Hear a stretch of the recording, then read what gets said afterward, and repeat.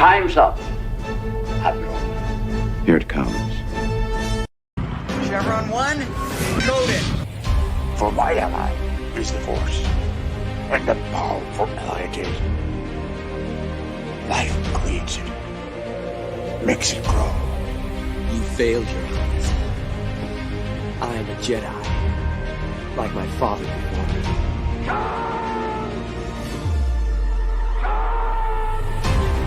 Cry havoc, and let's set the dogs of war.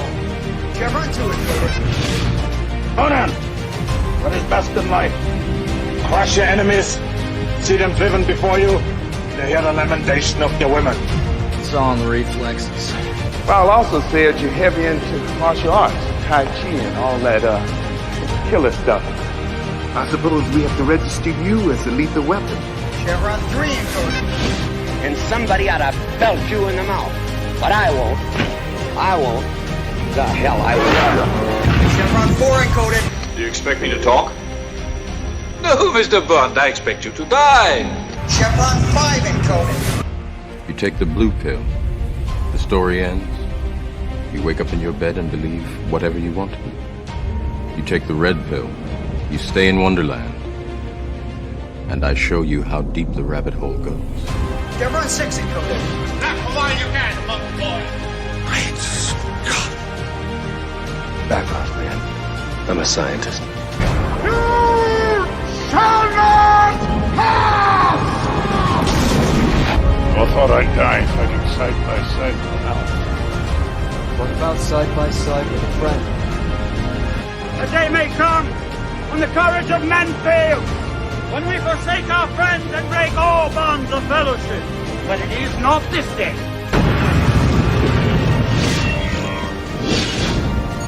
Chevron 7 is locked.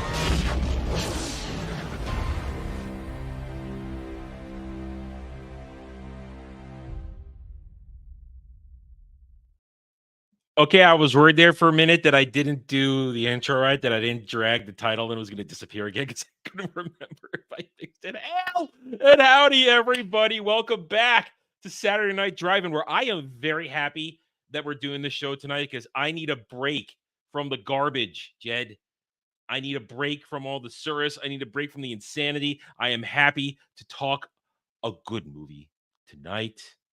What I would consider a modern day science fiction classic. It is. And so, Jed, how are you? How you doing? Oh, I'm doing great. Just so the chat knows, I have been a little under the weather this entire week. So if I have to, turn off my camera or my voice sounds a little funny, it's probably a result of that. But I'm excited to be here for the same reason as Adam. After last night's Doctor Who episode, I need to talk about something very positive. And Terminator 2 is a great film. I'm excited to talk about it. It's been a long time since I've seen it, and there's some interesting discussions with it. There are some flaws in the movie, but not major ones. And I haven't talked to Adam about this, but I do want to have a slight discussion about sequels, if that's all right. Especially, I'd love to Alien and Aliens. I would love to, because there. both Aliens franchise and this franchise suffer from too much sequels. That's very true. And hail and howdy to everybody across both our chats. And right off the back, Dom H for 50 gifted memberships to the channel. Thank you, Dom 550. What's the matter with me? I can't read 5 gifted. Come on, Dom. I've actually met you, shook your hand a few times, and you're giving subs to his channel. I'm live right now too. Why don't you come give me some? 5 gifted memberships. For you and your brother. Come on, man. Thank you. And Simpy did nothing wrong. Stimpy did nothing wrong. Stimpy did nothing wrong. Anyway, thank you, Dom H, for the 5 gifted memberships. Much appreciated, my friend. And welcome, everybody. We hope you guys are going to have a good time. Hit those like buttons, subscribe to the channel. And whether you're watching now or live on the replay, I can't speak. What's the matter with me? God damn it. My brain's moving too quickly. I'm excited. I'm excited to talk Terminator. Maybe I got you sick. Well, we haven't actually been that close together for a long time because you're getting married now, so I have to stay far away. I can't ruin the relationship anymore. So I don't know how I got sick from you. Respectful distance, yeah. Respectful distance. Anyway, so thank you, everybody watching live now or on the replay. We hope you enjoy the rest of the show on this busy Saturday evening. A lot going on. We're happy to have you here. Okay, so Terminator 2.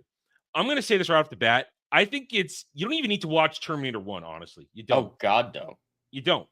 Because you get the recap.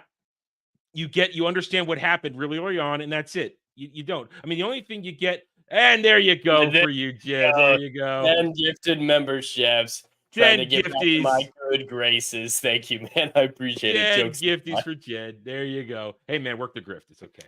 Absolutely. Work the grift. All right. So I've learned from the best. Yes. You have. You work for the best grifter in the fellowship. So anyway, Terminator 1. The only thing you got to understand Terminator 1 that you don't get in Terminator 2 is you get boobs in Terminator 1. Because, that's true. And that is one of the only things Terminator 1 has over Terminator 2. Yes, I'm not a big fan of Terminator 1. I've only seen it once. It was a long time ago, so maybe I'd have a different opinion of it.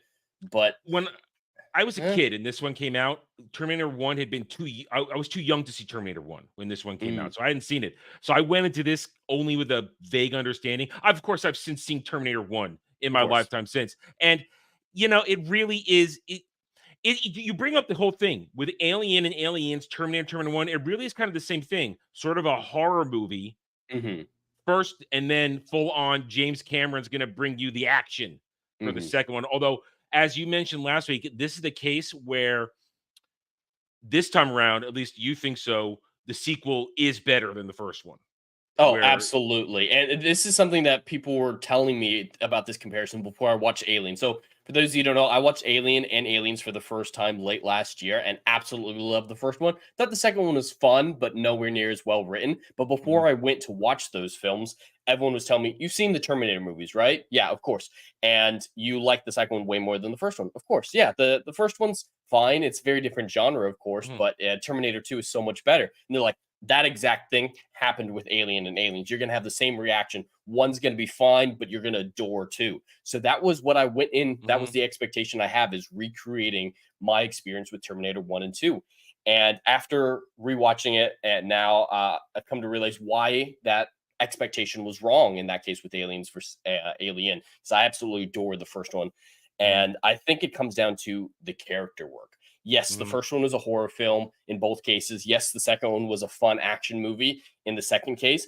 But Terminator 2 does incredible character work. The whole, not quest to become human Data-esque, but just unraveling what it means to be a Terminator, getting some humanity injected into him, the relationship with John specifically. There's so much character depth to that the first Terminator didn't have, and Aliens didn't have over Alien.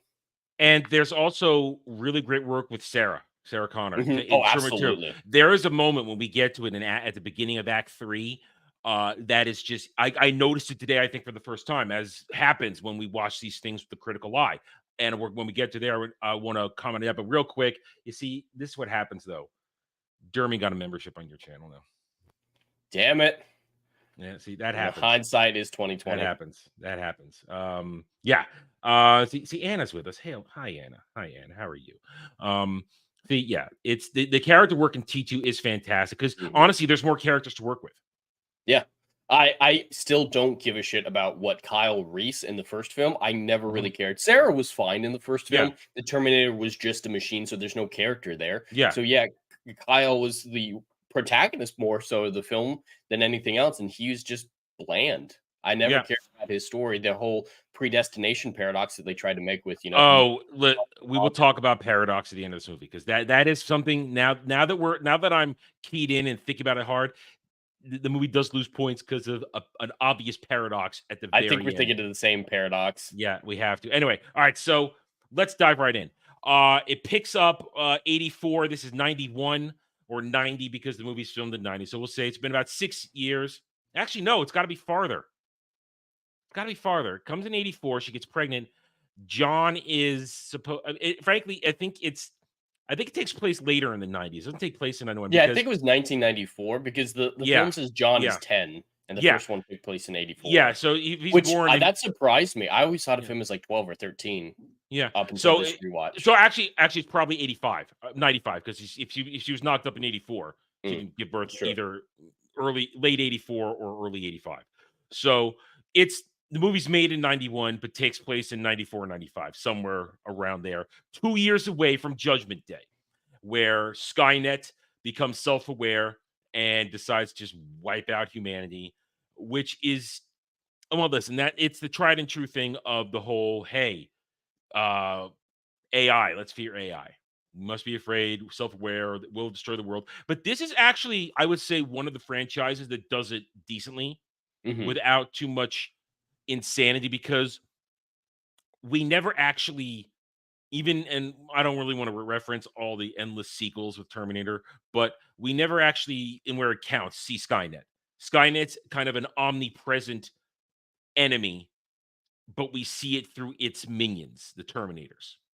And it works that way because it's that whole show don't tell aspect. And there's so much good show don't tell in this. Listen, I may have problems with James Cameron and a lot of things, but the man is a good director. He used to be. Yeah, this is an example of good directing, and he knows how to construct the scene. He knows how to get the most out of the actors, and he knows how to shoot a scene really well. There are a lot of little things that you notice here and there, and of course, there's respectful callbacks to Terminator 1, and that's the thing. He didn't direct Terminator 1, but he shows respect with some synergy to not synergy. That's not the word I wanted. Symmetry to what goes on in Terminator 1. So here we go. So we are 10 years later. Poor Sarah's in an insane asylum because she's been spouting end of the world stuff. And listen, let's be honest, you'd lock her up too if you heard her spewing this shit. Well, it's not only just because we're hearing the shit and thinking that it's a delusion from her. We go into a film and assuming our protagonists are right and correct in everything they do, and their behavior, even if the world thinks it's insane, is logical. That is an assumption that movies have imprinted upon us, that we believe that. And going into this film, you have that perspective, even for the first little bit when you see her acting crazy. But I love how the film makes it pretty much legitimate, even with the truth of the situation that should be institutionalized, especially when she went after the Dyson family. That was a psychotic move. She was getting ready to kill his family. We got to say that for the Act 3 discussion. Right, but once we get there, moment. But I love the character work, like you said, with Sarah, because she is legitimately dangerous. She legitimately belongs in that facility, regardless of the truth of the Terminators. She got busted trying to blow up a computer factory. And that would have killed a lot of people. I can't imagine what John's childhood must have been like. We get little hints at it, like the way he grew up with those, I don't know, were they drug runners? I don't remember. I don't know if they're drug runners or just they're on the opposite Texans. side of the law.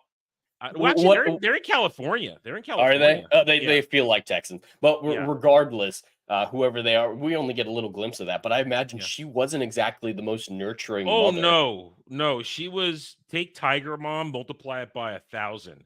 Because when he explains it at the beginning of Act 3, or actually end of Act 2, it's more of the end of Act 2, where he's explaining his life and all the would-be dads that come in and out of it. They weren't picked up by Sarah for any sort of emotional attachment. They were picked up to train him how to do shit. And it's a utilitarian type of thing, and it's very cold. And it's a wonder that John is as well adjusted as he is, considering the examples he was shown. Now, clearly, Sarah loves him deeply, and she must have expressed it to her, because his devotion to her is clear once he realizes it's true, because he gives the explanation to the T-800 that for the longest time I hated her because she did all this stuff, but then now that I see right now, it's and it's a legitimate instant click back into, oh, she's right, I still love my mom. And it may be an unhealthy relationship in terms of what she's done to him to turn him into what he needs to be, but it still is healthy because it's the only way she understands how to be a good mom, considering what he needs to be. What he needs to be. Yeah, what he needs to be. Well, and while we're talking about it, John's character work is really good, especially with a child actor. Child actors are incredibly hard to come across, and he did a phenomenal job. Furlong does a great job. Now, he got typecast horribly, but after this... Did he? I haven't seen him in anything he didn't do much. The only other movie he's really famous for is American History X, which is the Nazi movie. So that's with Ed Norton. So that's about the only other thing he's really famous for. Well, him with an inexperienced writer, he could easily have come across as very off-putting to the audience. He is a bratty kid. He can come across as annoying at sometimes, but we get those glimpses, like you were saying, of actual care for his mother, for the T-800, where you realize it's all a facade and makes him endearing. And so it, plucks him right back from being an annoying character to a very lovable character. Like, it does seem like a fun, playful thing to have the Terminator, as soon as he finds out he can order him around, start messing with those. That's just a kid. That's a pre-teenager spec. Yeah, and it makes sense, but it is still like it could come across annoying to some people. Then the moment he's like, "Oh crap, the Terminator's going to kill him," he jumps in. That's morality. Morality makes him endearing. He might be an asshole. He might be a kid with terrible values, terrible lifestyle, at least as the film opens. But he still does have morality through it all. He still will fight for his mother. Like at the point where he breaks down and cries when his mother's yelling at him, and he just says, "But I couldn't let you. I had to get you out of that place." Like it seems so simple, and that's nothing else mattered. And right there, that's setting up a sub-story, a subplot that's going to be very important to the T-800's emotional growth once they flip the switch. And real quick, I was going to bring this up, but Algram Brodus brings it up here. Yeah, whenever he screeches, it does get a little grating when he starts to keep screeching throughout the movie. That doesn't help. No, doesn't help. So... And I feel this appropriate right here, and I'm going to do this, and I'm going to sidetrack slightly outside the movie just to make an understanding of how important this movie was in 1991. We would be remiss if we didn't bring up Sarah Connor. Everybody in modern day entertainment, the morons we live amongst, the assholes, the SJWs always scream, "We want to see ourselves in strong female characters. They're not represented." Well, this is one of the characters we always bring up, along with Ellen Ripley and Xena and other characters like that. We bring up Sarah Connor from Terminator 2. Terminator 1, she's a damsel in distress and barely gets out alive. Terminator 2, what's our first scene here in Act 1, Jed, when we get to see Sarah? What is she doing? She's torn apart her prison cell and she's doing chin-ups with the overturned bed, and it's just with the framing. This is a badass character introduction. This is like a soul, like I don't know what the perfect analogy would be, but it feels like this is an Arnold type character introduction. He's been in prison and he's just ready to go. Like it's an anti-hero's introduction. She is fit. Linda Hamilton was in great shape for this. And it, right away, and then she stops, and it's the close-up camera work. James Cameron, knowing exactly what he's doing, and it stops, and the first shot of her face, that close-up turns around. Hi, crazy ass eyes, crazy ass smile, and it's like, this is not the Sarah Connor from Terminator 1. This is a woman who has spent the last 10 years training, perfecting the art of war to pass on to her son, and we are all instantly connected because it's like, holy shit, we're into this. And then the rest of the movie, whenever Sarah does action, it's legitimate. First, when she escapes from her cell in the insane asylum, she uses a weapon. She's not jumping, flying, ninja kicking, kung fu fighting. She breaks off a broom handle, beats the ever-loving shit out of the orderly who licked her like a degenerate. And then she takes his nightstick. And then when she breaks into the security office, beats the ever-living hell out of everybody with the nightstick. And then uses if this were a modern film, she would have been the one who broke through at the foyer and just no weapons beat up those 20 cops that were there. Yeah. And the one time she goes hand-to-hand combat with one of the orderlies, what does she do? She does a legitimate move. Palm thrust to the nose. That's a legitimate technical move. And then she shoves him. She doesn't tackle him. She shoves him away. So it's the choreography for Sarah is believable when she's physical. And then what happens a few minutes later? She's running down the hall. This is one of the callbacks of Terminator 1. Elevator opens. Here comes Arnie's T-800, and she loses her shit. She doesn't rush at him to go, I'm powerful, whammons. She breaks down instantly. The trauma, the PTSD of a Terminator marching towards her, looking basically exactly the same as he did almost in Terminator 1. You know, hairstyle slightly different outfit, but sunglasses, shotgun, marching towards her with emotionless determination. She breaks down, runs. That's how you properly do it. But then later on, whenever there's gunplay, great proper gun management. She, holding the guns correctly, proper gun behavior, and then she's using guns the rest of the time. Yes, so we'll comment more on that on particular scenes because the action set pieces in this movie are still iconic today. They're iconic. So setting all that up, we have a true female heroine. That's redundant. Heroine. Redundant. That's good one. That's a real good one, Adam. We have an actual heroine who doesn't suffer from Mary Sue-itis.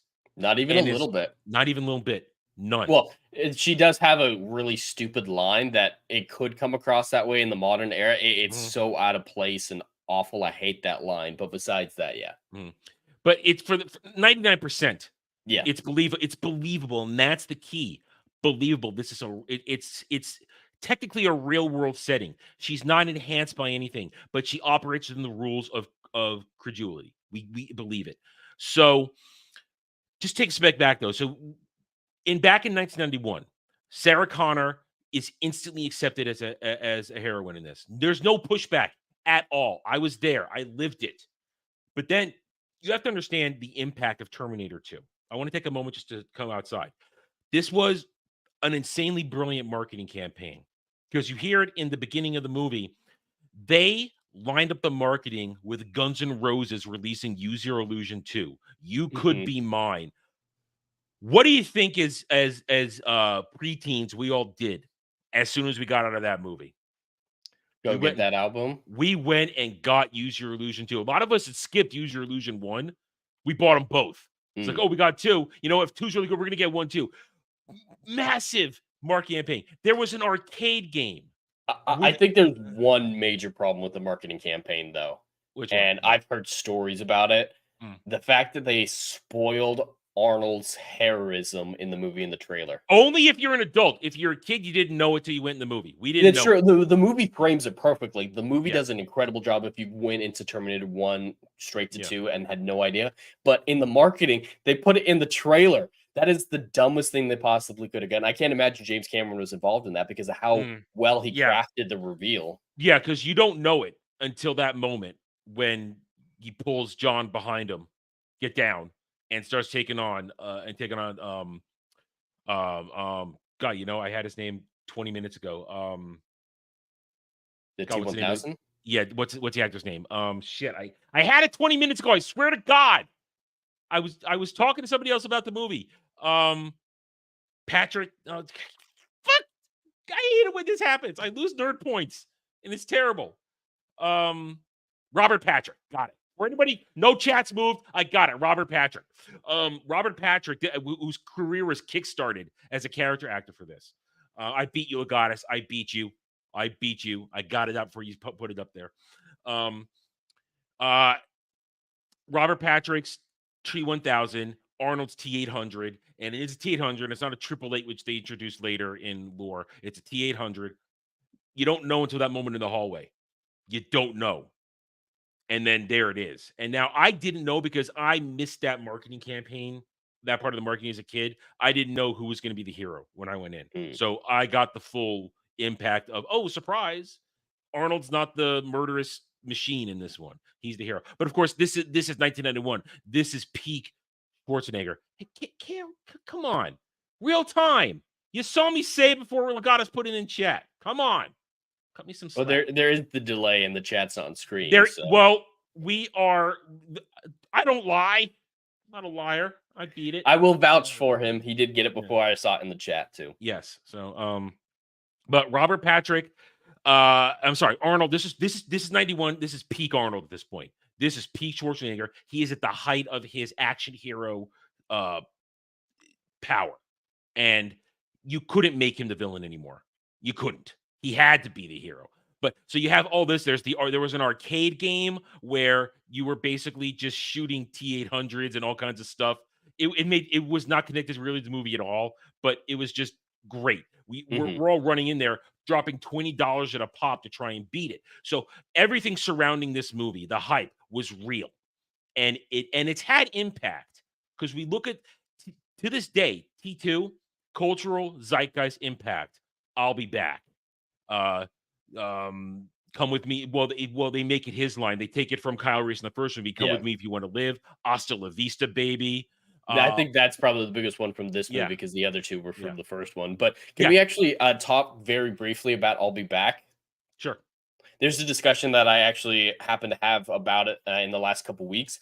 Is a lot of Hollywood is overrun with the idea of the rule of cool. Many people who are familiar with writing, I'm sure Adam's familiar with the rule of cool. It's some things are forgivable, plot holes and just things that don't quite make sense are forgivable if it looks cool. And I think I'll Be Back is a perfect example of the rule of cool. Modern Hollywood takes it way too far because there's actually a story from behind the scenes. If you don't know, Arnold pushed back on the line, I'll be back. Partially because he was having difficulty saying it, but partially because he said, hey, I'm a robot. I don't think it makes sense for me to use too many contractions. That doesn't seem like something a robot would do, a computer mind. And I actually agree with that logic. But at that point in the movie, the CPU is evolving. So I'm okay with the contractions at that point because he's evolving. They do start to, there is that baseline, but that's more in the second movie. Do they talk about a CPU evolving in the first one? That's canon for the second movie. No. Oh, okay. So no, not in the first one. Sorry, not in the first. Yeah. One. Okay. Yeah. So I'm talking about the first one here. Okay. Yeah, I believe the CPU evolving thing was an explanation for the second film, which 100% explains that line. So in retrospect, they fixed the issue, but the director said, no, it sounds better. I'll be back. And of course, he was right. It became an iconic line. I think that's a perfect example of the rule of cool. You're stretching the reality of the first movie a little bit in a minor way to make something way cooler. And so I just wanted to do a little tangent about the rule of cool because some people are trying to tell me to abuse the rule of cool. But that's the thing. Some things work. And when they work, and if you have the instinct like James Cameron did for this kind of stuff, look, here we are. We are 30 years removed from this movie. This shit's still part of the zeitgeist. It's iconic. This movie remains. A lot of people say Terminator ends with Terminator 2 because it's so I would agree. T3 is terrible. T3, and it's not good. And it's especially killing off Sarah Connor for. It's just, I mean, listen, Claire Danes. They only got progressively worse, though. I think the only good, like the only one that has redeeming qualities, we'll say, it's still bad, is Salvation. Which one is that? The prequel? Yeah, and it will kind of the prequel, kind of not. It's the one, it's the one with Christian Bale. Oh, so it's in I call future, that a prequel. The actual. It's kind of hard to say. Yeah. I've seen part of it. It didn't appeal to me. I tuned out after T3, and I only watched T3 years and years. So you didn't later, watch Genesis or Dark Fate? No, I mean I was kind of ready for Genesis, but then I heard how bad it was. Like, oh, they didn't fix anything; they made it worse. So, well, you didn't want to see John Connor as a nanobot Terminator. No, and then I didn't need to see the final one where they just killed him, and then. And let's not get into it. We're here to talk good Terminator. We're sidetracking too much. Anyway, so Act 1, everything, Act 1 is basically 30, 40 minutes. It's 30 minutes of setup before a confrontation in the hallway. And also other things. You got to understand, when John breaks out that credit card hacking machine for the ATM machine, we all wanted that shit. We thought, oh man, that thing's like, we all thought that was the coolest thing in the goddamn world back then. It's like, man, look at that. Get free money from an ATM machine. I want that. It's cool.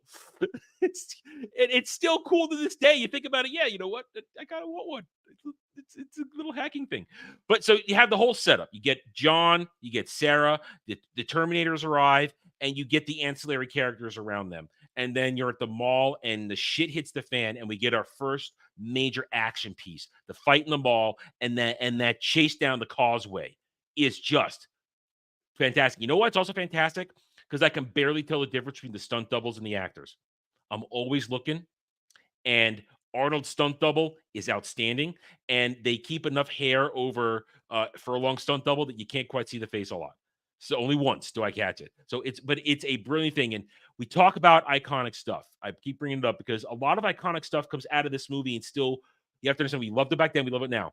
When they're doing the chase and when the T-800 snatches up John and gets him on the bike. When Arnold starts flipping that shotgun to reload it, Mm-hmm. we all wanted a shotgun like that then, man. We all wanted that for cosplaying and fooling around. We wanted it. That was the most badass thing we ever saw with a shotgun. Until the end of the movie, where Sarah is one hand cocking that thing. That was also, we're like, shit, shotguns are awesome. I mean, it's so much good stuff. You have to. Shotguns don't get enough love in Hollywood. Yeah. It's always pistol this, pistol that. Yeah. Shotguns deserve love. So that whole action set piece, Jed, we're completely involved in this point now in the movie. And absolutely. Because of that setup, like you're saying, it wasn't just story setup. It wasn't just exposition, which it crafted in very nicely besides the prologue, which I can talk about later. But just knowing that the Terminators are getting so close, we don't know the copies of Terminator in the first watch through, of course, but just seeing them get closer, them right away from John, like at the T-800 on the bridge, looking down at John riding on his bike, like just them getting closer. It's building the sense of tension and suspense. And the film knows just the right amount of that to let happen until going balls to the wall. Even that moment where we don't know this, the T-800, the evil Terminator, where he steps on the rose, the shot, callbacks, it's all looming. And of course, there's really one song, there's one outside of You Could Be Mine, there's just one score in this movie. It's just variations of the dun dun dun dun dun dun dun dun or dun dun as they're marching. There's just variations on that the entire movie. And in that moment, it's great, but we want a little variety. It does. It works. It still works. The main theme is incredible. Oh yeah. Da-na-na. And I gotta say this. It's good point to say this now. This movie reminds you what a good intro scene looks like, an intro title credit scene looks like. They've lost that art in current day Hollywood. There's no, of course, title scenes anymore, and that title scene is fantastic. The carnage, all culminating on the Terminator skull in the flames. It's like in da-na-na, da-na. That's again homage to the first movie, and so but it works. You feel connected. There's a bit of trivia for that opening scene with the Terminators in the future. Is that entire sequence cost more than the entire budget of the first film? Wow. Not surprised. First film's just basically hallways and practical gunplay. That's all it is. And you bring it up now. So you bring that up. Let's bring it up now. Whatever we say about James Cameron, whether we like what he does now, or whether we think he's done crap directing, one thing James Cameron is known for, and we must give the man respect for, is the fact that he pioneers special effects. I'm watching this on my DVD. My copy is a DVD. It's not even a Blu-ray. Damn, those special effects still hold up, dude. 100%. Those T-1000 special effects, seamless with Robert Patrick, everything. It works constantly. And the practical effects, beautiful.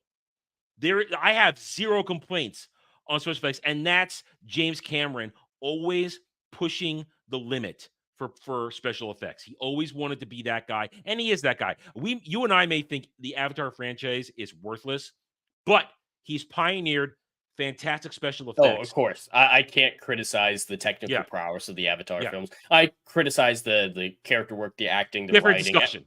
Different discussion. Yeah. But the technical aspects, we give James Cameron all the respect in the world because he keeps pushing the envelope, pushing the borders of special effects to make it. And this is that movie. This was 1991. We hadn't seen anything like this yet at the time. Where closest thing had been Jurassic Park around this period of time in terms of those kinds of special effects. Where it's like Jurassic Park was after, wasn't it? I'm saying after though. That's what I'm saying. Closest thing. Yeah. In relative time span. This was the thing that kind of, like Star Wars did, this changed special effects. Because suddenly, here's computer-generated effects, but it looks really good. It doesn't look like B-movie fake shit. And they knew to blend practical and special. Yeah, and they worked hard on it. So you have to, this movie completely pioneered the next generation, the 90s special effects, and we give James Cameron all the respect in the world. And it still looks good today. It looks better than what's going on with the MCU and Disney Star Wars right now. Looks better. Everything they've degenerated, they devolved with their special effects now. Now they rely so much on the computer, it looks like a computer. It doesn't look realistic. T-1000 looks realistic. And like you said, perfect blending, where 1 minute he makes a weapon, and then it is Robert Patrick with a prosthetic on using it, and it's working, and we dig it. So we got the fantastic action set piece, the chase, and then it leads into the beginning of the great character work at the end of that, as we lead to the end of Act 1, where now we get the beginning relationship between John and the T-800. And it makes us, we're now about 40 minutes into the movie. And for a movie that runs 2.5 hours, it doesn't feel like 40 minutes. Oh, God, no. It doesn't. I'm sitting here, I'm in my seat, and I'm enjoying myself, and I'm caring about John Connor. We're watching what's happening with him. We're instantly understanding that this is a child who needs to be protected, but he's a child with a somewhat mature brain because of his upbringing. And here's the T-800. And now we're going to get used to the T-800 being a hero and not the villain. And here's another great shout out. So let's talk about the scene where they call back to his foster parents' home. I love this moment. First of all, because James Cameron bringing back, James Cameron, like all good directors, likes to reuse actors and actresses. The mother was she was in Aliens. She played the butch chick from Aliens. That's her. Vasquez? Yes, that's Vasquez. Really? Yep. That's she Vasquez. looks quite different. That I did not put that together. Because she's not Latina. Yeah, that's what I was thinking. It's like the foster mom was white. What the hell? Yep, that's Vasquez from Aliens. That's Vasquez. But see, what I love is how that works, but okay. Yeah, hey, it's just James Cameron. It's a director using actors they like. That's a thing. Mm-hmm. Yeah. Now, what I like about that scene is it's a great callback to Terminator 1 or Terminator lore, when they call the dog is barking. And Jed, you know the lore for that, right? No. Oh, dogs can sense Terminators. Okay, I don't remember that. I saw the first film a very long time ago. And it was established that at all of the Resistance bases in the future, every base has dogs at the entrance. So when a Terminator disguised like a T-800 with synthetic skin on walks through the door, a dog will alert. The dog could smell it. That's Terminator, and then they have to fight it. So the dog, Max, it's a great moment where I love the T-8. Here's what I like about the T-800. We get a look into the mind of the killing machine and how it operates. And it's like, wait a minute, something's wrong here. A takeover. What's Wolfie doing? Wolfie's fine. Your foster parents are dead. Your foster parents are dead. But the dog was barking because he could hear it. And he knows, not only from John's reaction, but he knows that the dog barking is the sign that the T-1000 is there. So it's great callbacks and a well put together scene with a lot of show don't tell, and it requires knowledge to understand why the dog. Well, and it doesn't necessarily. I mean, dogs have often fulfilled that role. That I just assumed that. Like I think that's that's not even headcanon. Like I can totally see people assuming that correctly. Yeah. Like I think the film did a great job setting that up. It's like, yeah, the dog's barking because there's a Terminator. Yeah. Yeah, but it works, and it's cohesive lore. And if you're watching this in the current moment, right here in June 2024, you know that lore is a big deal right now in a lot of discussions we're having in pop culture. No way. And when you watch, we go back in time to a movie like this, and we see something respecting the lore, especially when it's a director that didn't do the first movie. James Cameron didn't write or direct the first movie. He took the reins and he respected what came before. It's shocking when something like that happens, isn't it? No, it isn't, because we expect it. We expect at least lore back to be then. respected. Yeah, back then. So I love, and that's also now the moment when it's fake Janelle, when the T-1000 Janelle, she moves the phone and you hear this shink, and you think, what just happened there? And then he says, your foster parents are dead. And then when the conversation pulls out and you see that she ganked the dude, made the sword. Oh, and you start seeing the T-1000's arsenal. And I love it. It's just so cool. It's so fun to have a threatening villain. Isn't it, Jed? Oh, absolutely. And it still is within the realm of reason. Like, yes, it's liquid metal. That is not something that we have a very firm grasp on technologically to even theorize about how that works. But it's not doing anything crazy like making guns and shooting guns out of its arm. Like its arm doesn't become a cannon or anything. And they even go as far to say it can't do that because it can't form complex machines or chemicals. It's they ground it and make it. Absolutely. Yeah, even That though would have been overpowered. Like, yes, this is intimidating. It is way too powerful for the T800, but it's not way out there that you're just like, yeah, there's going to be some stupid reason that they beat. that's him. why the whatever, I don't know what the designation was in Terminator 3. That's why that Terminator was retarded, because then they overpowered it with all that stuff combined with liquid metal. That's why it was retarded. Yeah, But the swords make perfect sense. If you can Yeah. shapeshift like that, yeah, sword arms, 100% believable, no problems justifying that. Swords, blunt objects, thrusting spikes, all that kind of stuff. It works. It's believable, and we're okay with it. And he's a threatening villain. And here's how threatening villain is. They cut out the T-1000. He's absent from the entire Act 2. He's gone. Well, he's busy gone. figuring it out. Like the T800 Yeah. does say, he has all the same records as I do. He could eventually figure this out, but it doesn't just be like, oh yeah, he jumped to this unbelievable conclusion and found us right away. Like that would have been unbelievable, but they grounded it with limits. He had to investigate. And he doesn't fast travel. He doesn't fast fast travel. And they set up in the Act 1 that he is investigating. He's willing to talk to locals. He's doing research. So we don't need to see all that in Act 2 because we've built up the style of behavior, the talents, the abilities, and we can just infer that eventually he's going to get there very easily. We don't need to see it. That's why and when the T800 is explaining things to John, he says, wait, he's going to go here, go X, Y, to Z, and T800 goes, I would. That's what I would do. Because even though they're two different models, their programming is the same. And it therefore, the fact that everybody's converging on the insane asylum at the end of Act 1 for another outstanding action set piece with great practical effects. Now, we mentioned this earlier. Sarah's time in the insane asylum is great for her character development because she goes through a dream sequence where she's dreaming of Kyle. He's warning her this and that, and that's I'm gonna call that her subconscious. There's no fantasy aspect to this movie. There's nothing that would dictate goes. That's her desires and her fears manifesting in a way that she can comprehend it. But then it's all about breaking out, and her breakout is brilliant because now we've gone from the mall. They're interrogating her. She pretends to be catatonic. She slips the paperclip, puts it in her mouth because they didn't check her mouth.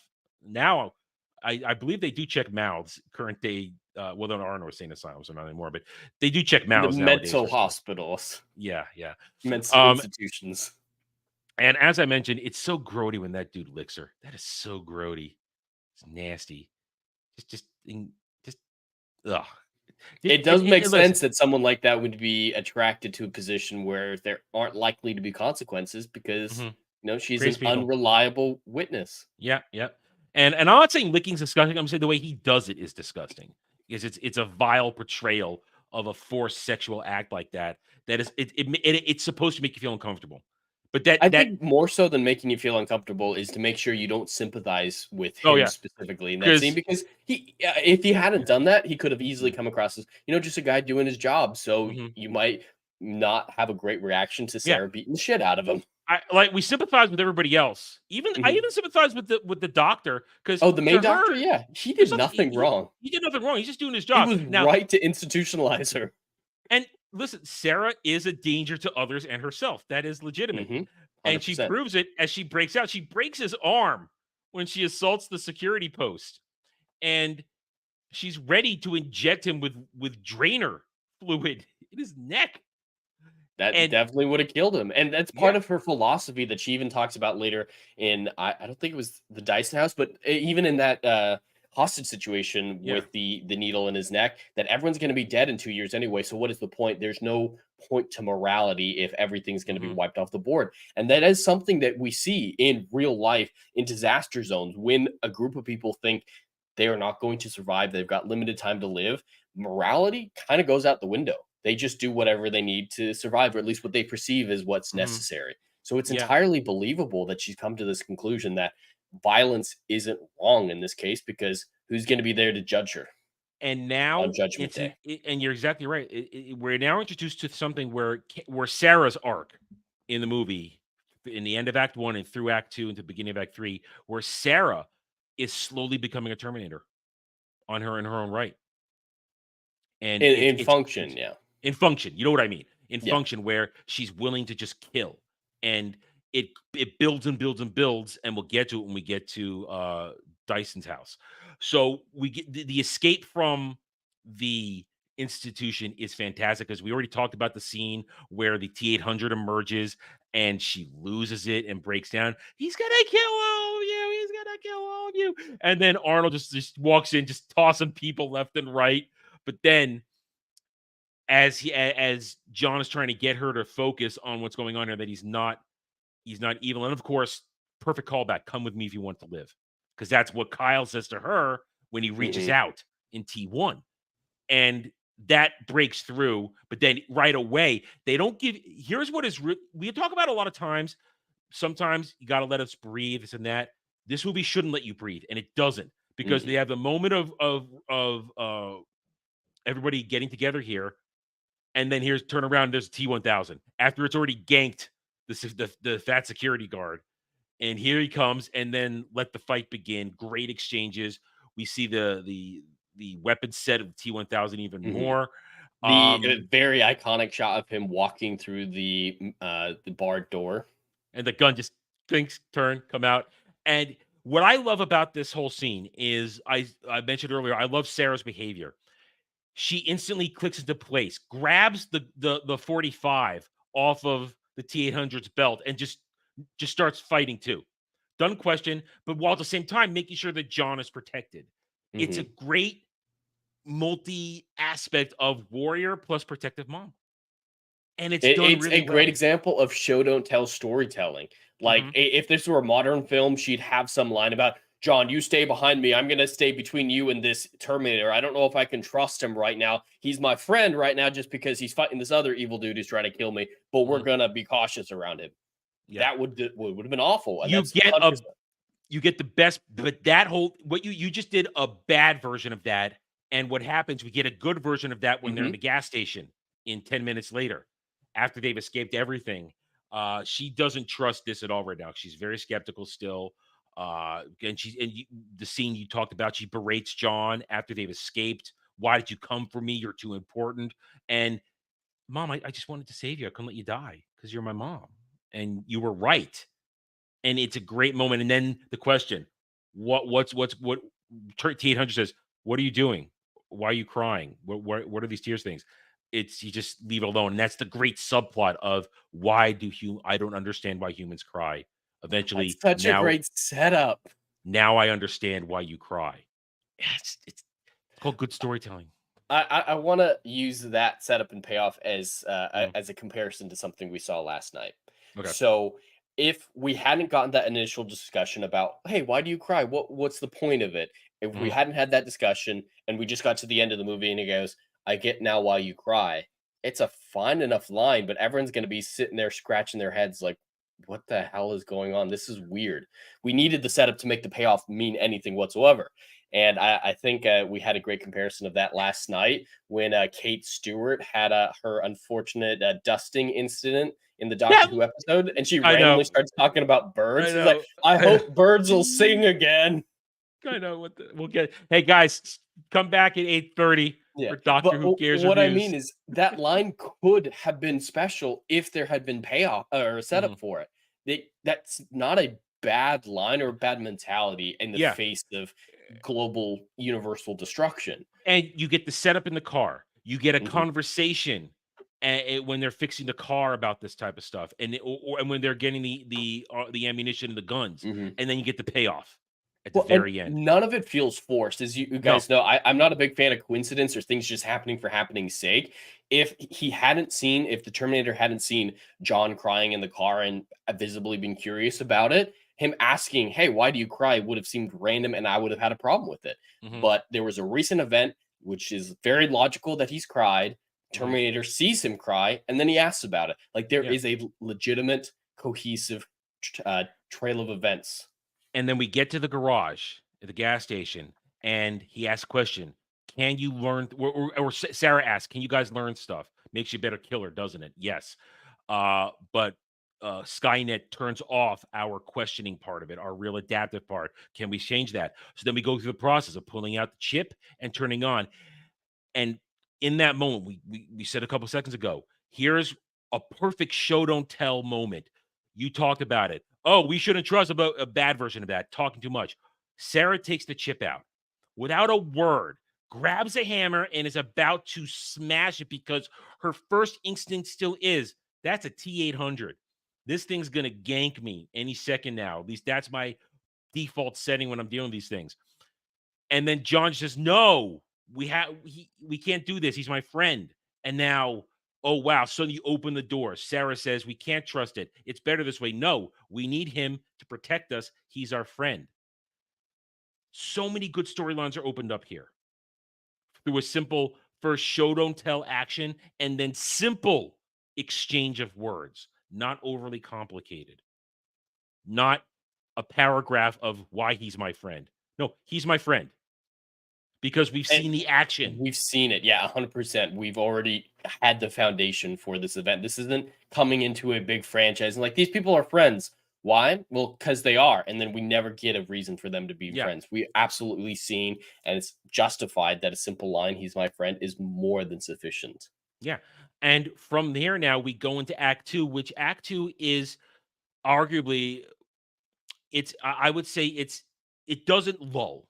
It's normally Act 2s tend to lull. This one doesn't lull because as the chat has talked about it, we talk about it, we get another 30, 40 minutes of character work, of building these bonds, building these relationships, building the bond between John and the T-800.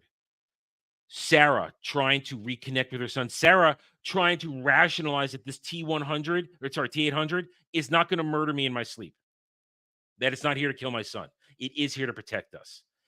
Culminating in her inner monologue of this machine in this crazy, insane world we live in is the best possible dad for my son right now because he will never leave.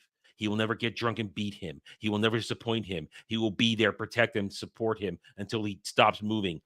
And in this insane situation, this is the best dad. And it's nuts, but it's true in her situation. I actually have to talk about this thing. I actually referenced this earlier. I think one of the biggest problems with this film, besides the paradox I believe we're both talking about in the finale, Sarah's voiceover, I think, is the worst part of this film. It's a little off-putting, but the content is still true. It's true content, but it's unnecessary. Like, the stuff in the prologue is fine. I think it sounds weird. I think it would be better if we didn't really get much of it. Like, there's too much of it in the prologue, but it's justifiable. But the random little bits that we get is rough. I hate it. I can see what you're saying. Hate it, especially during the scene that you're talking about where John and the Terminator are high-fiving, having a good moment, and Sarah's just watching them. Just her expression, her showing versus telling, we're getting all the information we need. I can tell what she's struggling with and how she's coming to terms with this relationship. She's not going to try to kill him at the next chance she has, like in the previous scene at the gas station that you're talking about. We get all that in context. Her voiceover just makes me want to roll my eyes. It's like, yeah, he's a great dad. That's not information we need. And I think it's poorly written too. Like, yes, everything she's saying I still like it though. I still like it. There's not a point in the film why I like it. Like the whole road metaphor. This film. Oh, the road metaphor is annoying. That's annoying. Yeah, I agree there. Yeah. It suddenly goes pseudo-intellectual. This film, pseudo-intellectualism can work in some films, but if it's set up in part of the genre and the pacing, this film isn't pseudo-intellectual in any way, shape, or form and has no illusions of that. But her voiceover feels like it's somehow being pseudo-intellectual, like, oh, this is an epic quest with heroes and gods. And it feels like a cheesy 40s movie. I don't know. I see where you're coming from. And I agree with the road stuff. In fact, I think the road shot is a bad final shot for the movie. I would have gone with a different sort of establishing shot to end the movie or exiting shot. I would have gone with something different than the lines of the road. But as far as that speech, her inner monologue about them, I do like it because I just like it. I really have no explanation outside of it's establishing her coming to grips with it all, because it's Well, going. and I think we get that visually. Well, not so much. I think I needed it because I think in the next scene, once they're done arming up and everybody's getting all the guns, and man, he gets the minigun, and also I got to bring it up now because we're going to talk about it in Act 3, the pill gun. Oh, dude, the pill bullet gun. That we just like we all love the shotguns war. We all wanted that shit. We thought that shit was the awesomest fucking weapon in the world. The one shot pill gun. Oh, dude, just I love that thing. That thing was and the dunk sound it constantly makes every time he unlocks it, unloads it, and reloads it. I love it. That's so good. And of course the evolution of the Terminator, the T-800, through Act 2 of learning to smile, learning to interact with normal day physical jokes like high fives and this and that. And you see the evolution that we talked about. The T-800 learns to smile when he picks up the minigun. That's so you, and it gives a half smile. Like, yeah. It all just works. It's great conversation, and we get we mentioned earlier the conversation about John's childhood, or the first half of his childhood, and why human have emotions, why we fear death, all that kind of stuff. It's part of the relationship, and it's part of the T-800's evolution, which why the final moments are a little heart-wrenching. Because I mean, this is one of those final scenes. You know what? I'll save it. We're moving through the acts for today's episode, so I'll save that comment for when we get there. So we get to Act 3, where they think at first you think they're just going to keep running. The movie says they're just going to keep running. There's no attempt to try and stop Judgment Day until Sarah, after learning all the information about Miles Dyson, who we've been getting tidbits in the movie. We have to mention, we've seen Dyson working this and that, a man who's just following his genius. That's all he's doing. He's not trying to do anything bad, not trying to take over the world. He thinks he's making the world a better place by making the chip, by using, because we've seen the chip from the first movie in the remainder arm. Again, call back to the first movie when the press destroys the first T-800 and all the stuff is the arm, and they salvage the original processing chip, and that's what he's working with to make his version of Skynet technology. And I have to remark this now, because we haven't really gotten into it, but this is the moment to get into it. Time travel is, of course, at the core of this movie. John Connor, in the first one, sends back Kyle Reese because if he doesn't, he'll never be born. Kind of important. But now Skynet has to send back a Terminator, which it likely knows wouldn't be successful, because without that Terminator technology, Skynet can't exist. And now we have a chicken and egg situation.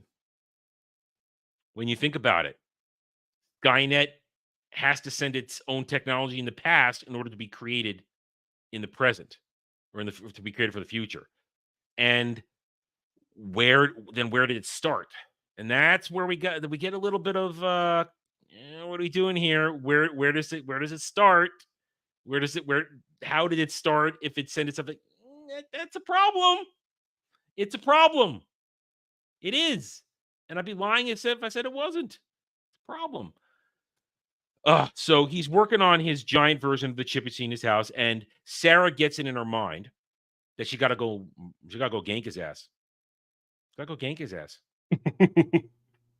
Yeah, no, Dash. I'm laughing at the yeah, Dash. We are not coming back to that.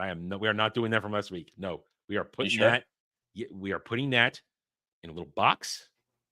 I'm gonna put it in the corner. I thought you said you're gonna put that to bed. No. We're gonna put that away. Put it in a box. Gonna put it away in the corner. I'd make a Bad Boys 2 joke, but it might go over some people's heads.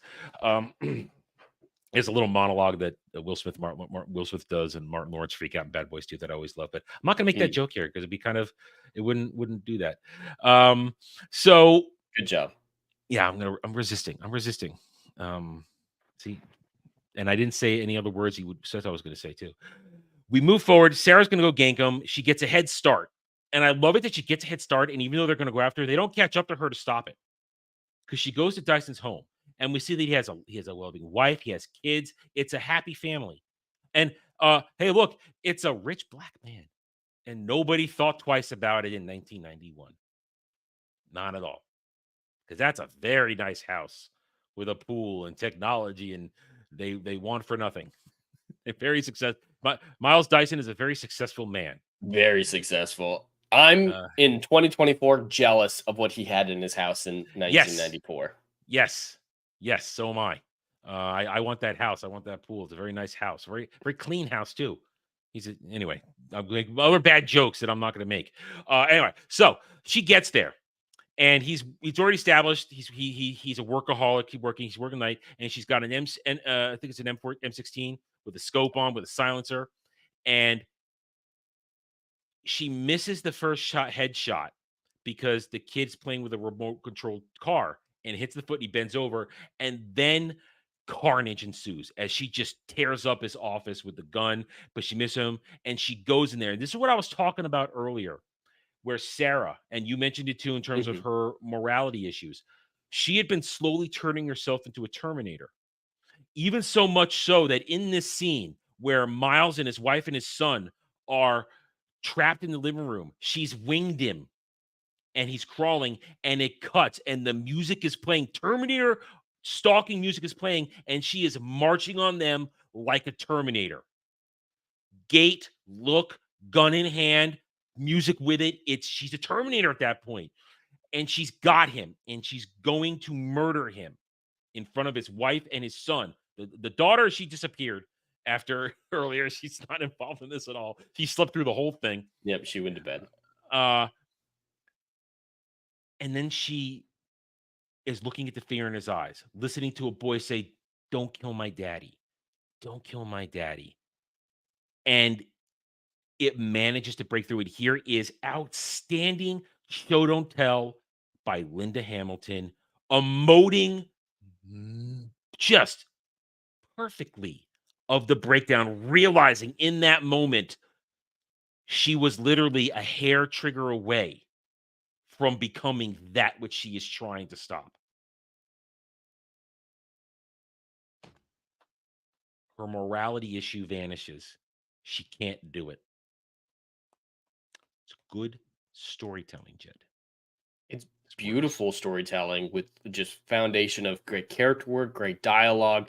Like there's nothing that I can think of that's wrong with it, even in a minute way. Like it is a masterclass in storytelling and showing this near descent into insanity.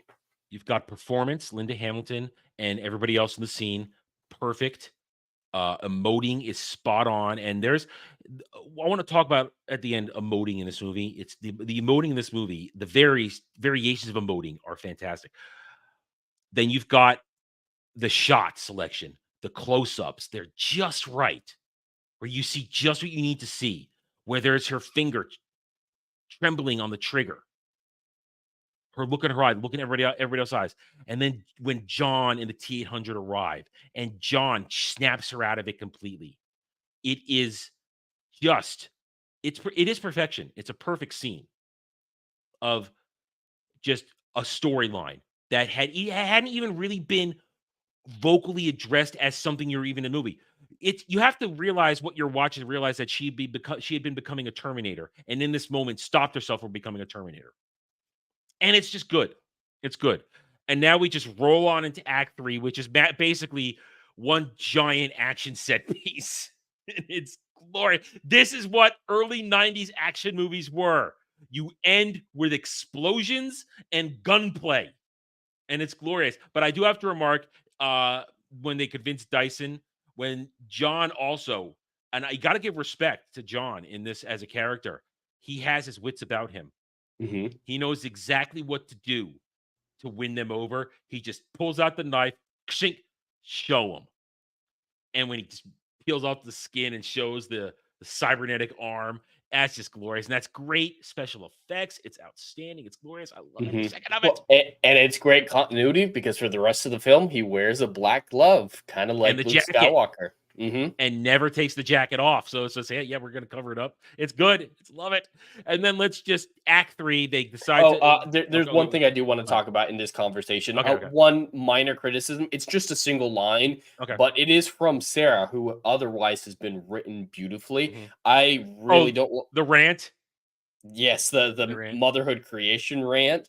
Like, I get why she would hate Dyson because of what we've already discussed. He's inadvertently creating the Terminators. He's not thinking about the damage of his work, which is understandable in the context. There's no way that he legitimately thinks this is going to turn into a world-dominating AI force. So it's still legitimate, but she goes on this rant. It's like, it's always men like you who don't consider what your life. You think you're creating? Have you ever created life in your stomach? And it's like, they're unrelated things. What are you talking about? No, here's why I think it's insane.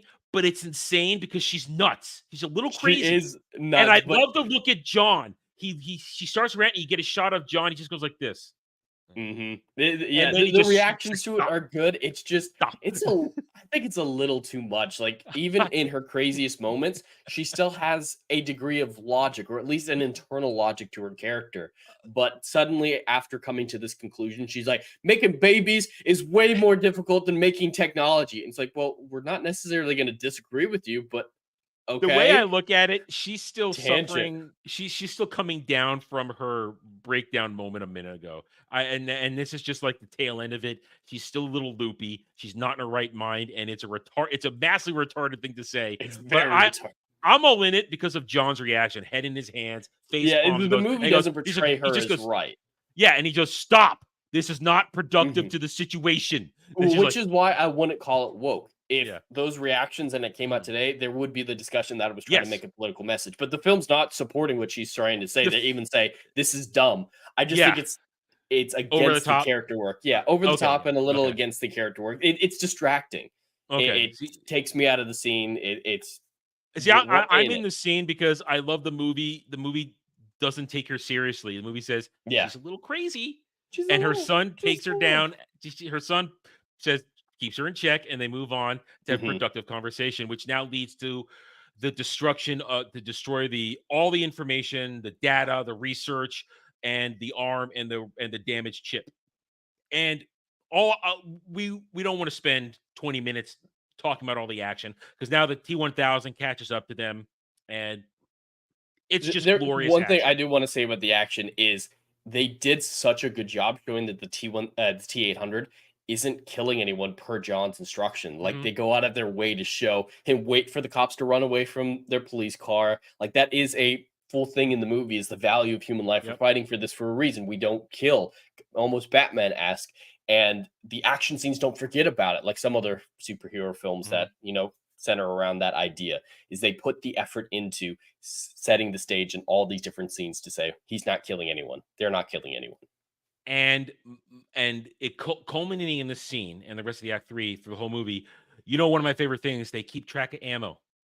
This movie, with all the gunplay that goes on, they keep track of ammo, and I love it. Thank you. There's no endless clips. There's no endless shotgun shells. There's no endless chains for the minigun. Everything runs out of ammo, and they have to reload. And it's even a pivotal moment in the final moments of the against the T-1000 when Sarah runs out of shells in the shotgun, because she dropped one a few minutes before. But so that might have been enough to push him over the edge. I know it's the little things, Jed. It's the little things. It does the small details very well, and I very much appreciate that. That's why a lot of people expected me to hate this movie. Everyone who I talked about, like you, Dre, everyone was like, "Oh my god, you're gonna hate this movie." It's like, no, I've seen it. I never said you were gonna hate this. I never said you were gonna hate this movie. I'm only surprised is when you've seen it. Sometimes that you have, that's my surprise, is, oh, you've seen it. Okay, good. I'm not surprised at you with something. But the whole action set piece with the cops and everything, and how the cops, I mean, man, they murder Miles, man. They kill him. They just, and I feel sorry for Miles. Oh, absolutely. He didn't do anything wrong. He did not deserve to go out like that, but he goes out doing the best he can. And that's a powerful moment when he dies. The breathing, and then just the stop, and he drops the piece of the chip onto the trigger and wipes it all out. And so it's a beautifully, everything's choreographed. the gunplay, the action stuff, all great. That's practical effects at their height. The explosions, it's fun. I love it when the T-800 uses the tear gas gun to shoot guys. And when he goes, "Oh, that hurt!" He gets shot in the back of it.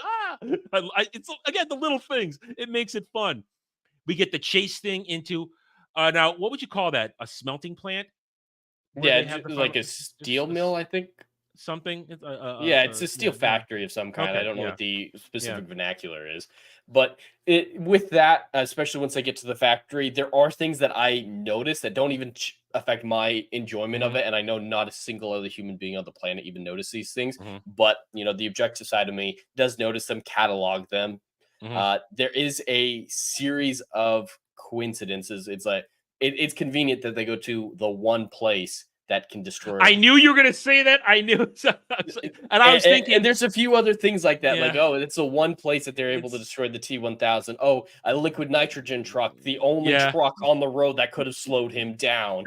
And just like a series. There's little things that came up to great action set pieces. Like him getting frozen is an incredible scene. Then Hasta La Vista, baby. Just beautifully done. So like it is 100% forgivable. I think that to a certain extent falls into the rule of cool as well. But it is a lot of coincidences in a row, a lot of contrivances to lead towards the defeat of the T-1000. And a few other things like we've shown even later on in this fight scene that the T-1000 is 100% capable of replicating human voice. And, here's what I think on that, though. I think that it hadn't copied Sarah yet. It had just copied her. And he stabbed her and then asked her. So, but I was ready for this though. Here's my answer. I knew you were going to say this. He learned from the Max incident that he can't replicate memory. So I think in that moment he was going to try and use her because if he, he just said call out to her. Yeah, but I think he's I'm call it headcanon if you want. I think that's him being intuitive from because remember when they tricked him at the foster parents, he goes out to kill the dog, and you see him see that it was called Max, not Wolfie. I think that's learning. Don't kill it right away before impersonating. That's what I think that is. I think that's what that's going on. So I was ready for this. I knew you were going to do that. I know. Again, that is a more minor one, but it's just he ends up doing it later. So, but that's when he thinks that she's out of play because then he doesn't have the option. He has to. Replace her to try and get John's confidence because the T-800 got in that fight. Now, the final moments of all this, I really appreciate. As a kid, I don't think I appreciated it so much, but as an adult, having watched so many final fights over the years and all kinds of movies, I appreciate this final battle really well because it's not some heroic Terminator versus Terminator fight. The T-1000 is a more advanced model. It is stronger. And yes, great show don't tell that it's suffering from the effects of the increased heat of the factory, where its feet are sticking, it's not holding its shape or its cohesiveness with stuff. And that's great show don't tell. But it's still a more advanced version than the T-800. And I know they don't mention it here, but as advanced science fiction I would guess viewers of stuff like this, it's nanotechnology. These are nanobots that are probably working in the liquid metal, which is why it has no central core in any part of its body when it gets blasted in the head or in the chest. It's a collective unit of nanobots, nanomachines, probably functioning as a single solitary core. So, but the T-800 has a core, has a chip, and the T-1000 knows exactly where to damage it, and it beats the T-800 handily in that combat, because also the T-800 has gone through so much battle damage at this point. It's just taken so much of beating. It's not a full operating capacity as it was when they first fought in the mall way back in Act 1. So we think the T-800 is down, although do you think it's a backup generator or that in that moment it got a soul? That it managed to when the T-800 fires itself back up. Yeah, well, I mean, we see the internal schematics. It rerouted power. Oh, it did? Okay. I got to admit, I was looking. Yeah, like the HUD display comes up or something. And okay. Says, yeah, I wasn't looking at the screen. Something else that distracted me. I was going like this when it happened. Yeah. So I wasn't looking at the screen. So it just switched to a redundancy. I couldn't remember. Okay, I couldn't remember. Take it back. I take it back. I couldn't remember if it had showed us in the screen because I wasn't looking at the screen when it happened. I was doing something else on this monitor when it happened. So never mind. Take it back. Deduct nerd points, whatever. So the T-800 gets the pill grenade launcher, and it goes. And now it's gone. But then, as we said, the T-1000 corners Sarah. Call it John, and she escaped. And now it has to take on her form because it sampled her when it stabbed her in the shoulder. Oh yeah. But now she's injured, and she lost a shot. She lost one shotgun shell earlier that we mentioned, but she's loading up the shotgun, and then it's a great moment, and also really good technology that they've been using forever. That it seems current day can't use to just have a same person appear on the screen, even though it's one actor. Whatever, you know what I'm talking about. Here comes T-1000 to Sarah. John's about to go to her, but then the real Sarah just emerges out from behind, off out of focus too. I love that she's out of focus. Well, and I think it kind of supports your whole idea of her becoming a Terminator because she is very much in the pose of Terminator. The T-1000 has her hunched over, kind of weak looking, and then the real Sarah comes out and she's in battle mode. Yeah, and you can just her face is set firm, but she's damaged. She's got the shoulder wound. She's still damaged, but she seems a way more put together. But it's so badass. With I love it. That's what I'm saying. I know. No, I know what you're saying. Yeah, I'm agreeing with you. I'm just saying it's also badass, and we love it. And as I said earlier, it's iconic. We all wanted to one hand load shotguns like that forever. It's like chunk chunk because she's only got one good arm. She has to do that because the other one has to keep it like this because he tore something to pull the trigger. So you get that, and looks like. And here's where it's a really cool moment. Sarah Connor, who barely defeats a Terminator in the first movie, pure luck, gets the press down on it. Now she's got the T-1000 cornered. Shotgun, boom, boom, forcing out, because that's a consistency that the movie is showing us. The T-1000 is stunned when you unload enough rounds into it or shells into it, whatever you're using. It can be stunned. It just has massive quick recovery time. She gets it, and then that one last shell is there because she dropped it. The beginning of the scene when they enter the factory, and it's just heartbreaking. But then here comes the T-800, rolls up on the conveyor wheel and just fires the pills grenade into it. And I love Robert Patrick's look. Boom. And then it's off balance, falls in there. You get the special effects model that they did for him broken apart is great. Like his head, his mouth bobbing as he's all contorted. It's impressive. Too much damage. Too much damage to recover in that moment. It loses balance. And here is your whole moment of horror. Is it the T-1000's death throws in the molten steel? That's kind of horror right there. It makes it look like a lot of people are dying. This is all that's left of those people. Yeah. And the music is even it's frenetic, and it gets you going. Oh God. And then its final shot as the face melts in there. And it's a great way to end the fight. It wasn't some titanic epic battle. It was just a little bit of luck and preparation, and also teamwork. Trust that Sarah now placed in the T-800, which is shown in that final moment when they throw the chip in, they throw the arm in, but then there's one chip left. And of course, John doesn't want to go. You can't do this. I have to. And here's that thing. Before he flipped the adaptive switch, he would have to follow all the orders because the adaptiveness happened. It evolved. It can disobey the order. I order you not to die. Nope, sorry. I can't self-terminate, but I am going to put myself in position. And in that last moment, he shakes Sarah's hand, and she takes his hand. Well, she offers first. She's the one that offers the hand first, and he takes it.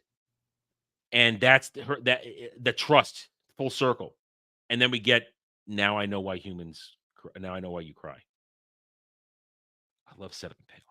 I love it. There's not a whole lot of dialogue in that scene, but it is one of the most emotional scenes in an action movie that I've ever seen. And I think among dudes, it's kind of well known among dudes. This is one of those moments where all dudes say you're allowed to shit a man tear. Yeah, a single man tear. The thumbs up as he just sinks in there, like yes. And then more it's over. setup and payoff. The script for this film is so tight with setup and James payoff. Cameron can do a good job when he wanted to back in the day. Fuck Titanic though. He can do a good job. So, and then the movie's over, but then we get the monologue of uncertain future, this and that, and then it's kind of over. But we have a problem, Jed. We do have a problem. We have a paradox problem here. Kind of a repeat of the first one, which both finales take place in a factory, and the factory parts are the only thing that helps you defeat the Terminator. But no, the paradox is this: if Skynet has been defeated and time travel will never happen and the situation will never happen, if the future has been changed, Kyle Reese will grow up as a normal dude and never get sent back in time by John. There's that paradox. How does John exist? I thought you were talking about the paradox that they, these smart, intelligent characters forgot that the T-800 had his arm cut off, and that was the basis of the technology for Skynet in this film. Oh, well, there's still an arm caught in the there still is that. But there's no chip. Just like the first chip. The chip is the more important one, but you can build Terminators, maybe not intelligent Terminators to the same degree, but you can still build Terminators. Yeah, which is I think why they decided to go with Terminator 3. The way they did. It just delayed Judgment Day. Yeah.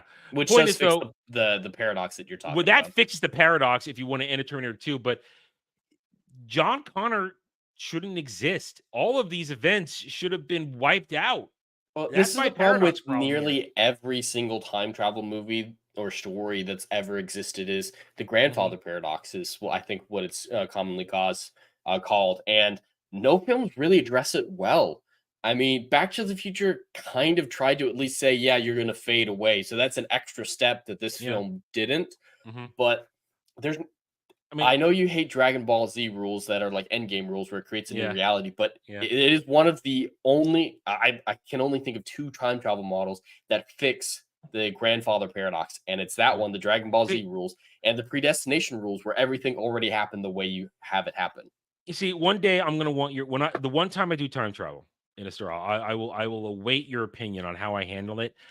I handle it as everything that happened everything's happening in the moment the way I do it, and it didn't change the past. They didn't go so far back that it changed the past. Is what I try to do, where everything kind of still happened in a way that it works. There's one key moment. It's about cause and effect. Cause and effect is a very big deal in everything I do, and I still kind of make it work because the events aren't changed by the future changing.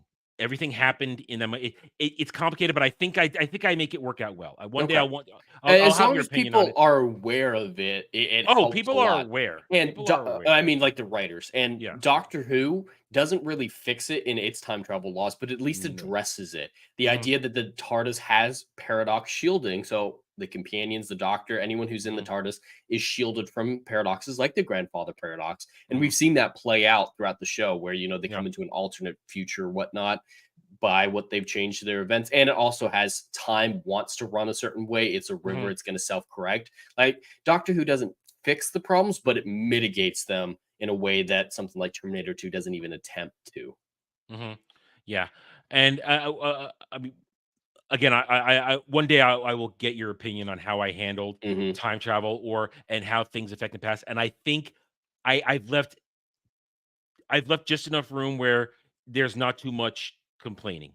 And I only do it once between 2 different stories. I only do it once, and then I don't do time travel again. I stay away from it. I needed it for the one thing I do once, but time travel is tricky, and you have to go Dragon Ball Z rules if we stop at Terminator 2 and don't go into the future sequels. That this is just a timeline where things are set as they are, and the original one's still out there somewhere, and they fail.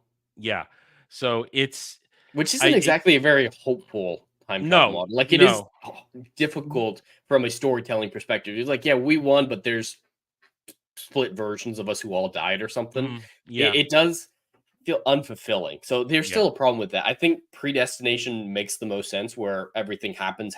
Like you can't change the future.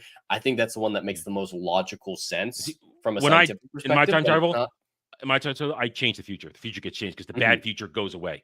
Yeah. Now I do play with alternate realities, but those are alternate realities. They have nothing to do with the time travel with the mechanics. time travel. They are literally just alternate realities. The quantum physics things. Every action spawns different quantum realities. That I go with that type of thing with alternate realities. Like, oh, this action here caused these events to go this way. That's why it's here. But it's an alternate reality, has nothing to do with time travel. Just different realities.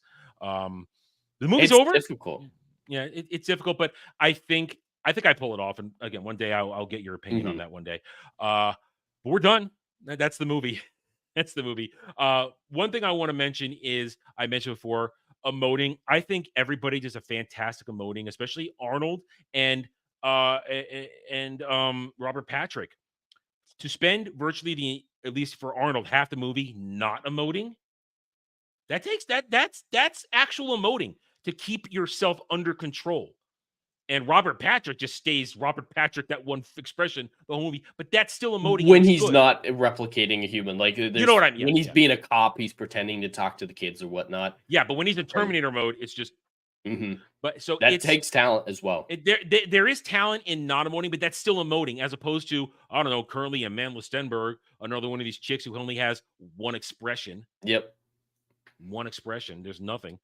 Well, so we have to give Robert Patrick a lot of credit for the way he trained for this film. They mentioned in the chat earlier, but the classic story of how hard he trained to run without looking like he was breathing or exerting himself, to the point that he was catching up to John Connor's bike in the parking garage at the beginning of the film.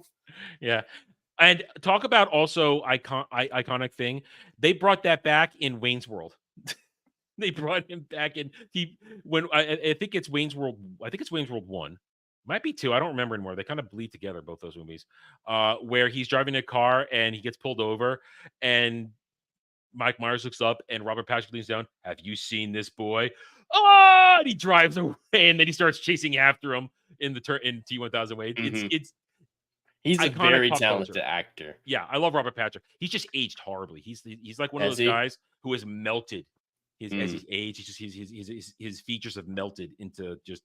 He has gotten plastic surgery. I'll give him that, but he's aged horribly. But he's still a great actor. Love Robert Patrick. I think one of the biggest missed opportunities of his career is actually having him be influential in NCIS. He was in a couple episodes. They're constantly talking about him, but everything he does is off screen. He's like in 2 episodes, mentioned in 100.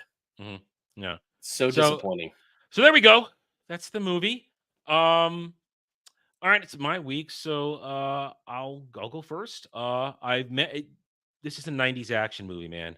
It's Arnold at his peak. Great performances, great special effects. The story is solid.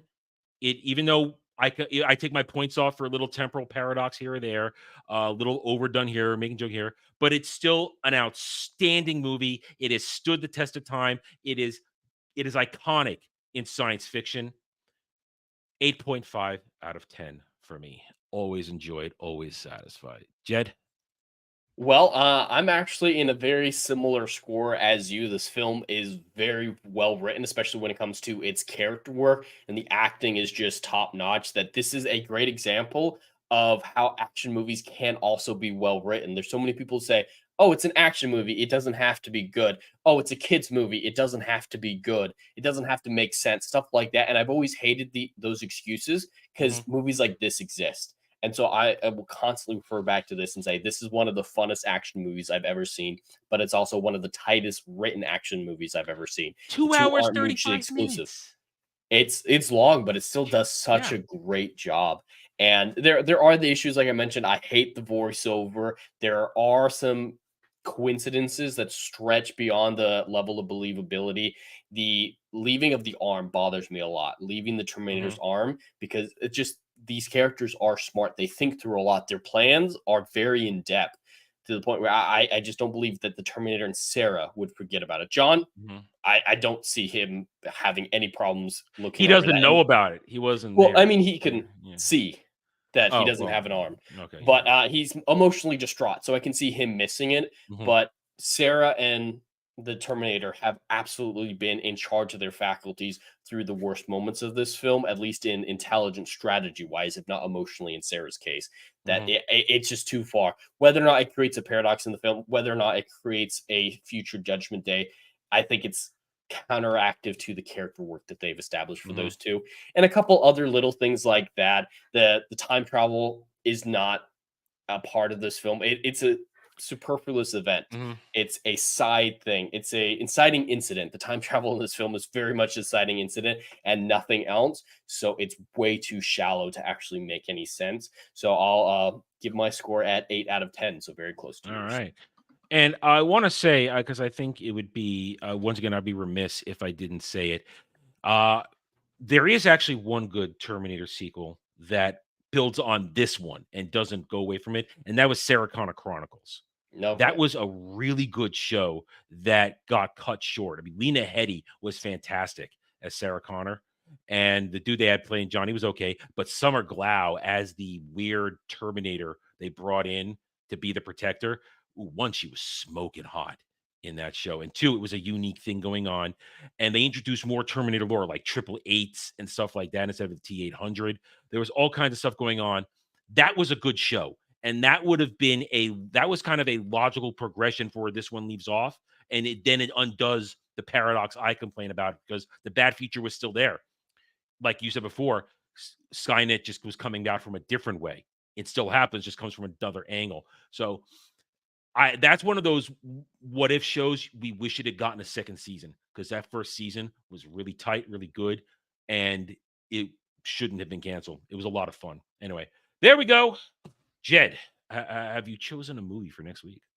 I have, and I think it's time. We've watched a lot of sci-fi over the last month and a half. That decided it was time to get a little bit more traditional, a period piece that we've actually talked about before. I know we both really enjoyed this film. It's been a long time, so I don't know if it's good, like from a writing standpoint, but it is a fun movie. The Disney version, 90s Disney version of The Three Musketeers. Oh, yeah, that's a good one. That's a good one. That's good. It's got a good cast. Very good cast. And it's a lot of fun. They respect the lore for the most part. That's good. Yeah, I'm okay with that. That's a good one. I've seen that a few times. Anyway, and I'll say this now: good choreography, excellent fencing choreography. All right, there we go. Thank you, one and all, for joining us this evening. We hope you guys had a good time. If you did, we remind you to hit that like button, and we appreciate all the support you guys gave us tonight. We don't get to do this without your support. I thank each and every one of you. I appreciate each and every one of you. And we hope you had a good time. So we'll see you guys next week. If you guys want to watch us rant on Doctor Who, stick around. We'll be back in about an hour on both our channels and Dermy's with 2 guests. We got 2 guests this week for the finale. So join us for some Doctor Who Cares reviews and join us next week for another Saturday Night Drive-In. So until then, guys, take it easy. Have a good night or day wherever you may be. Oh, wait a minute. We're not done yet. I didn't hit the right button. There we go. Good night.